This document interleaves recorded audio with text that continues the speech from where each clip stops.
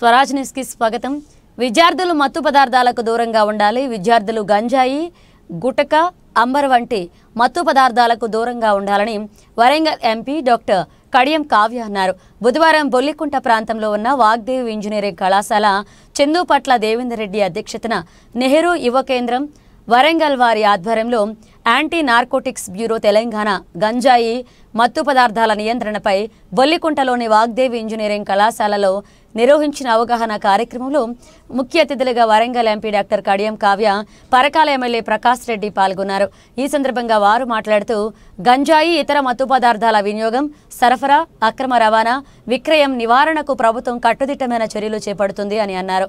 ఈ చర్యల యొక్క ముఖ్య ఉద్దేశం ప్రజల ఆరోగ్యాన్ని పరిరక్షించడం, నేర ప్రవర్తనలను అరికట్టడం, యువతను పదార్థాల వలన కలిగే ప్రమాదాల నుంచి కాపాడడం అని తెలిపారు। గంజాయి, నార్కోటిక్ డ్రగ్స్ వినియోగం వల్ల కలిగే అనర్థాలపై ప్రజలకు అవగాహన కల్పించాలని అన్నారు। ఈ కార్యక్రమంలో narcotic DSP Saidulu, CIB Ravinder, SI Ramesh, కళాశాల ప్రొఫెసర్ ఎస్ఎస్ఎన్ శర్మ పాల్గొన్నారు।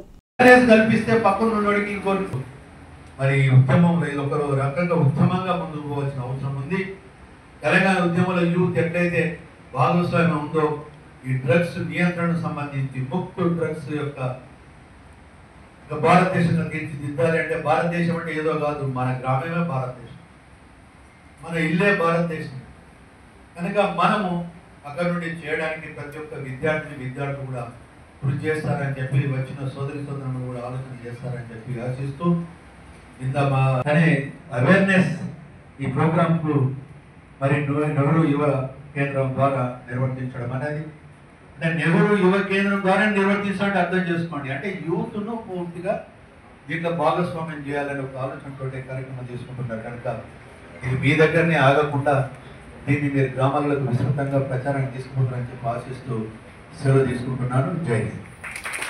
తప్పకుండా మీరు ఇచ్చిన అమూల్యమైన సందేశాన్ని మా మనసులో ఉంచుకుంటూ ప్రచారం సాగిస్తామని మేము మీకు వాగ్దానం చేస్తున్నాం సార్। అట్లానే మా నెహ్రూ యువ కేంద్ర కూడా యాంటీ నార్కోటిక్స్ డిపార్ట్మెంట్ మరియు ఇక్కడ ఉన్నటువంటి ఇతర ప్రముఖులకి, field public city officer Sridhar గారికి, తర్వాత అన్వేష్ గారికి, డిస్ట్రిక్ట్ యూత్ ఆఫీసర్, ఇక్కడ ఉన్నటువంటి హెచ్ఓడీలకి, డీన్లకి, స్టాఫ్కి, అందరికీ, ఇక్కడ ఉన్నటువంటి నా పిల్లలందరికీ కూడా నా blessings. Of course you are my children. అందరికేమో పెద్దలందరికీ నా నమస్కారాలు।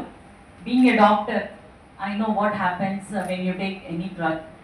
First ఏమవుతుందంటే సింపుల్గా you will feel elated, అంటే ఇంకా ఎక్కడో తేలిపోతున్నట్టు ఉంటుంది।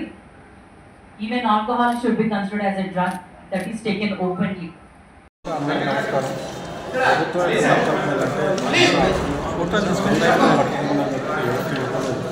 డ్రగ్స్ బారిన పడి చనిపోతున్నారు। మన దేశం ముందు మనకి యువకులను బాగా